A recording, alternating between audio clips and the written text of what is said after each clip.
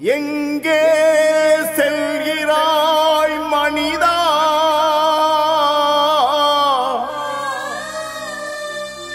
உன் பாதை சரிதானா? நில், கவனி, செயல்படு. தந்தை, மகன், தூய ஆவியின் பெயரால் ஆமென். எங்கள் அன்பு நிறைந்த தகப்பனே இறைவா, உம்மை துதித்து போற்றுகிறோம், தாழ்மையோடு ஆராதிக்கிறோம், உமக்கு நன்றி கூறுகிறோம். உயிருள்ள எங்கள் கடவுளே, உம்முடைய ஊழியத்திற்கென்று வந்துள்ள ஒவ்வொரு மகனையும் மகளையும் இன்றைக்கு நினைத்து பார்த்து உமக்கு நன்றி கூறுகிறோம்.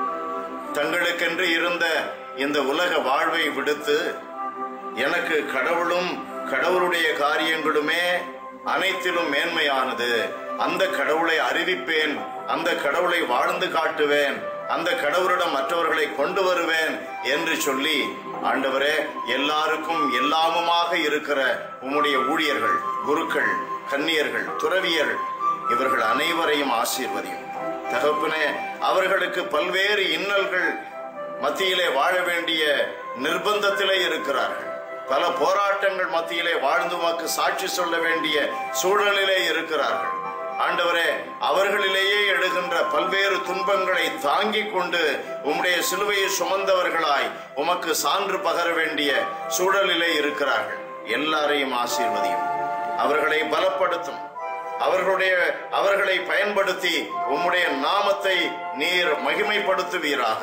அவர்களை பயன்படுத்தி உம்முடைய அரசை கட்டி எழுப்புவீராக. ஆசீர்வதியும் ஆண்டவரே, இயேசுவின் நாமத்தில் ஜெபிக்கிறோம் பிதாவே, ஆமென், ஆமென். புனித மார்க் எழுதிய பரிசுத்த நற்செய்தியிலிருந்து வாசகம். 10ஆம் அதிகாரம் 29-30 வசனங்கள். அதற்கு இயேசு, உறுதியாக உங்களுக்கு சொல்கிறேன், என் பொருட்டும் நற்செய்தியின் பொருட்டும் வீடுகளையோ சகோதரர்களையோ சகோதரிகளையோ தாயையோ தந்தையையோ பிள்ளைகளையோ நிலபலன்களையோ விட்டுவிட்ட எவரும் இம்மையில் 100 மடங்காக வீடுகளையும் சகோதரர்களையும் சகோதரிகளையும் தாயையும் நிலபுலன்களையும் இவற்றோடு கூட இன்னல்களையும் மறுமையில் நிலைவாழ்வையும் பெறாமல் போகார் என்றார். இது வாழ்வு தரும் கிறிஸ்துவின் நற்செய்தி. கிறிஸ்துவே உமக்கு புகழ். இயேசுவில் அன்பான என் சகோதரர்களே சகோதரிகளே, இதயம் நிறைந்த வணக்கம். அன்பிற்குரியவர்களே, இன்றைய நற்செய்தியிலே குறிப்பாக இயேசுவினுடைய ஊழியத்திற்கென்று துறவறம் பூண்டிருக்கின்ற, தங்களுடைய உடைமைகளை, வீடுகளை, திருமண வாழ்வை இவைகளெல்லாம் விட்டுவிட்டு துறவறம் பூண்டு ஆண்டவருக்கு ஊழியம் செய்கிறவர்களை குறித்து ஆண்டவருடைய வார்த்தைகளை பார்க்கிறோம். ஆண்டவருடைய வார்த்தை என்ன சொல்லுகிறது?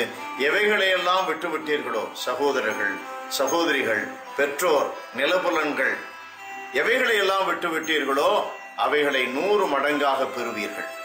அதோடு இயேசு நிறுத்தவில்லை. 30வது வசனத்திலே அவர் சொல்லுகிறார், இன்னல்களோடு நிலைவாழ்வையும் பெறுவார்கள். இன்னல்களோடு நிலைவாழ்வையும் பெறுவார்கள். அன்பானவர்களே,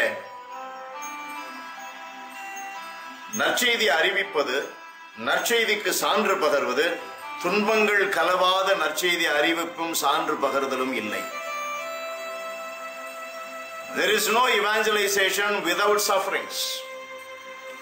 There is no salvation without passion and death.